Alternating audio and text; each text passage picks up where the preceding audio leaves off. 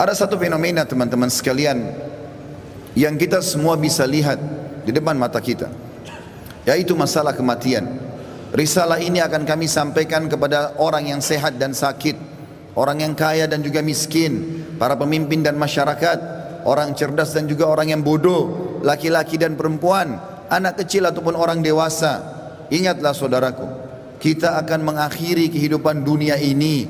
Ada batas waktu di mana kita semua akan meninggalkannya.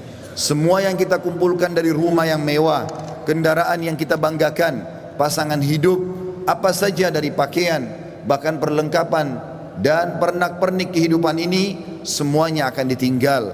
Pasti kita akan meninggalkannya. Nabi SAW bersabda dalam sebuah hadis yang sahih, kalau anak Adam meninggal dunia, akan ikut bersamanya ke kuburan tiga: keluarganya, hartanya, dan amalnya. Serta akan pulang dua, keluarganya akan pulang. Secinta-cintanya seorang istri pada suaminya, pasti dia tidak akan pernah menginap di kuburan itu. Dia akan pulang. Cinta-cintanya seorang suami pada istrinya juga tidak akan tinggal menemani istrinya di kuburan.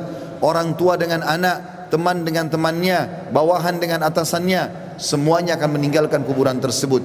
Begitu juga dengan harta. Mobil semewah apapun hanya diparkir di pagar kuburan. Setelah itu akan dibawa pulang menjadi warisan. Yang tinggal bersama kita hanya satu, amal kita, yang selama ini selalu kita lalaikan.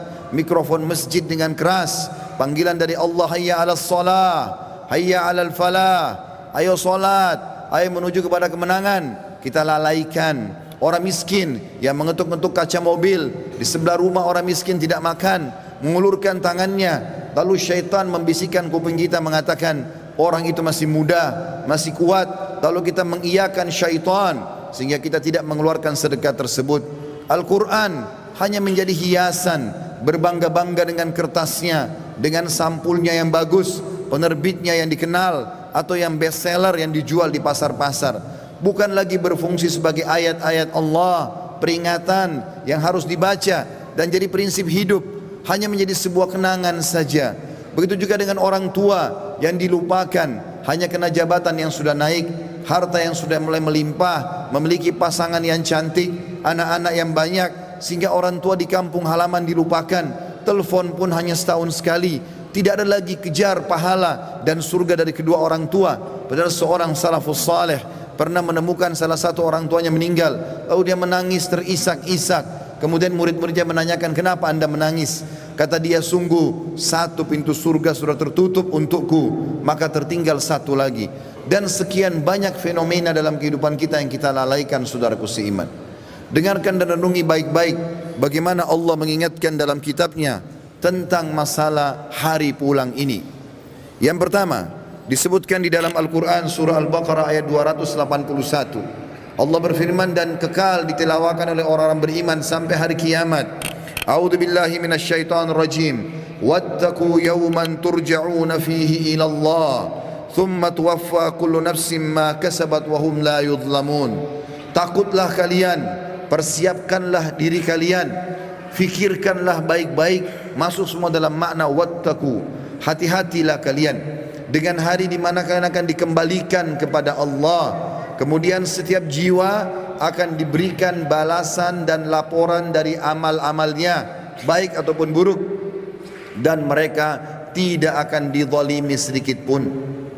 Kalau hari ini teman-teman kita melihat seseorang kerabat kita, teman sejawat kita, partner bisnis kita dibungkus dengan kain kafan dan meninggal, dan kita mengantar ke kuburan sebagaimana mungkin itu sudah pernah kita lakukan, maka satu waktu nanti kita yang akan diantar. Teman-teman sekalian masih malas sholat, sholatlah teman-teman sebelum anda disolati oleh orang-orang. Banyak orang meninggalkan saf pertama masjid, padahal itu keutamanya sangat besar, tapi dia menunggu dia akan disolati di saf pertama pada saat meninggal dunia. Ini kerugian, penyesalan akan datang terakhir, saudaraku seiman. Dalam ayat lain Allah berfirman dalam surah Al-Baqarah ayat 48, A'udzu billahi minasyaitonir rajim. Wattaqu yawman la tajzi nafsun an nafsin syai'a wa la yaqbalu minha syafa'atun wa la yu'khadhu minha 'adlun wa la hum yunsarun. Hati-hatilah kalian, perhatikan baik-baik, renungi baik-baik kata Allah, hari di mana tidak ada lagi jiwa bisa membantu jiwa yang lain, dan tidak akan diterima lagi rekomendasi-rekomendasi, pertolongan-pertolongan, dan juga tidak akan pernah ada yang bisa memenangkan. Di dalam ayat yang lain juga Allah mengingatkan surah Luqman, surah nomor 31 dalam Al-Quran ayat 33. A'udzu billahi minasyaitonir rajim. Ya ayyuhan nas ittaqu rabbakum wakhshaw yawman la yajzi walidun an waladihi wala mauludun huwa jazin an walidihi syai'a inna wa'dallahi haqqun fala taghurrannakumul hayatud dunya wala yaghurrannakum billahil garur. Artinya, hai sekalian manusia, wahai manusia, Allah memanggil semua kita tanpa mengenal sukunya, bangsanya, jabatannya, status sosialnya, ataupun laki-laki dan perempuan, muda ataupun tua. Allah mengatakan, wahai manusia, takutlah kalian kepada Tuhan kalian dan khawatirlah terhadap hari di mana tidak akan ada lagi pertolongan, tidak ada orang tua bisa menolong anaknya, dan tidak lagi anak-anak bisa menolong orang tuanya. Sesungguhnya janji Allah pasti benar. Jangan kehidupan dunia melalaikan kalian, dan jangan sampai kalian terlalaikan. Allah subhanahu wa ta'ala mengingatkan di ayat yang lain surah Al-Muzammil, surah nomor 39 ayat 17 sampai 19. Allah berfirman, a'udzubillahi minasyaitonir rajim. Fa kaifa tattaquna in kafartum yawman yaj'alul wildanu shiba. Bagaimana kalian bisa memungkiri hari di mana anak kecil pun bisa menjadi tua tiba-tiba? As-sama'u munfatirum bih, pada hari kiamat nanti maka langit-langit pun akan pecah. Kana wa'duhu maf'ula, dan itu janji Allah pasti akan terjadi. Inna hadhihi tadhkirah, ini adalah peringatan yang sangat bermanfaat. Faman syaa'a attakhadha ila rabbih sabila, siapa yang berakal maka dia segera mengambil jalan menuju ke Tuhannya. Saudaraku seiman, ada seorang soleh dulu kaya raya di zaman tabi'in di Irak. Dia lagi duduk di kebun kurmanya. Orang ini kebetulan sering ibadah, rajin sekali ibadah. Satu waktu dia pernah lalai beribadah. Ada beberapa waktu dari amal-amal sunnah yang dia tinggalkan, bukan amal wajib. Lalu kemudian di kebun kurmanya dia duduk, dan sering kali dalam beberapa hari di mana dia lalai itu, dia mengurus pegawainya memetik kurma-kurma yang masih segar, ditaruh di depannya, lalu dia menyuruh semuanya bubar untuk dia nikmati sendiri kurma itu. Dan kebunnya ini ditutup dengan pagar yang sangat tinggi, tidak ada yang bisa masuk. Maka pada saat dia lagi duduk menikmati kurma tersebut, tiba-tiba di depannya semak belukar ya, bergerak seakan-akan ada orang. Maka dia sambil marah mengatakan, siapa kamu? Begitu beraninya kamu masuk ke dalam kebunku tanpa izin. Maka tiba-tiba keluar dari semak belukar tersebut orang yang dia tidak kenal. Lalu orang itu mengatakan, sesungguhnya aku adalah sosok yang tidak butuh izin untuk datang ke tempat siapapun. Aku sosok yang selalu ditakuti oleh seluruh raja-raja dan orang-orang yang membonggok atau menyombongkan diri. Aku sosok yang selalu kalau datang tidak pernah terlambat dalam menyelesaikan urusanku. Maka tiba-tiba orang soleh dan kaya ini menundukkan matanya yang tadinya melotot karena merasa marah, tiba-tiba dia ketakutan. Lalu dia mengucapkan kalimat, apakah Allah masih memberikan aku kesempatan untuk kembali? Maka dia pun, orang itu pun mengatakan, masih ada beberapa waktu untukmu, maka bertaubatlah. Tiba-tiba orang itu menangis, kemudian dia angkat kepalanya, orang yang tadi menyampaikan berita itu sudah hilang.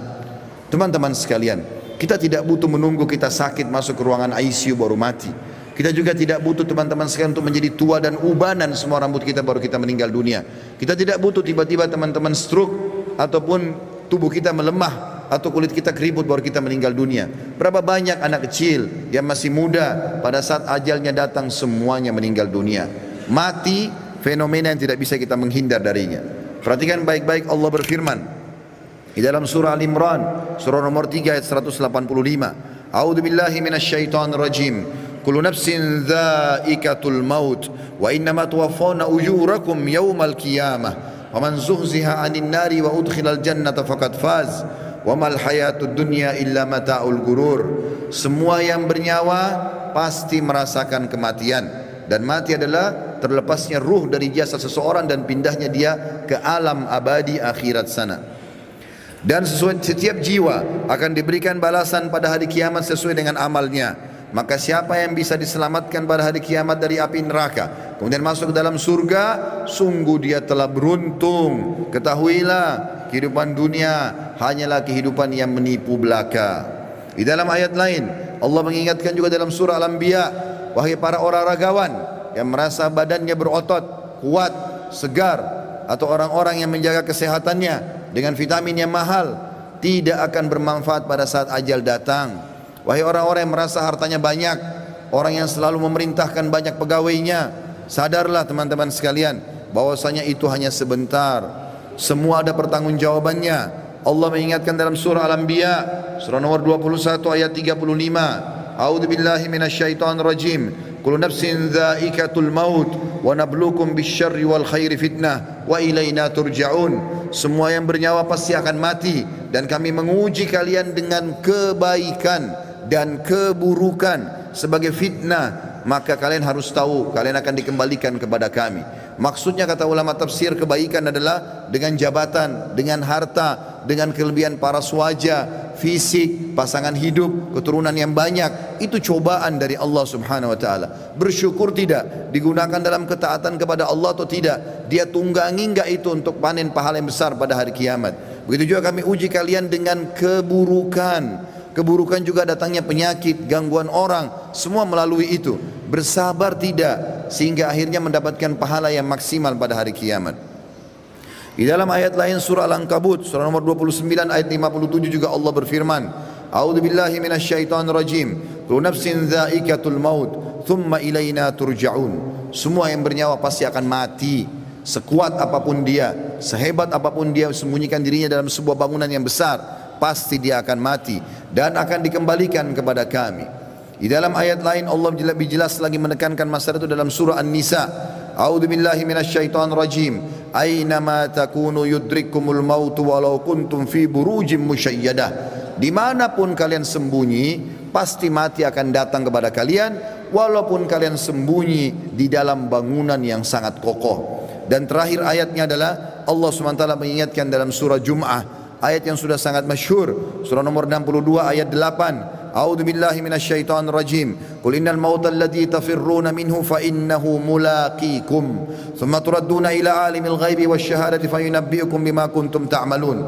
Katakan hai Muhammad, sampaikan kepada semua manusia, terutama umatmu, mati yang selama ini kalian tidak mau kenang, tidak mau ingat, tidak mau punya persiapan, pasti akan mendatangi kalian. Kemudian kalian akan dikembalikan kepada zat yang maha mengetahui yang gaib dan juga yang nyata, dan akan memberitahukan kepada kalian apa yang telah kalian amalkan. Saudaraku seiman, ingat, ruangan ICU di rumah sakit hanya 2 atau 3, dan orang yang sedang berobat di rumah sakit lebih sedikit jumlahnya daripada orang yang berjalan di sebelah rumah sakit. Di pinggir jalan lebih banyak, artinya lebih banyak orang meninggal yang tidak sakit.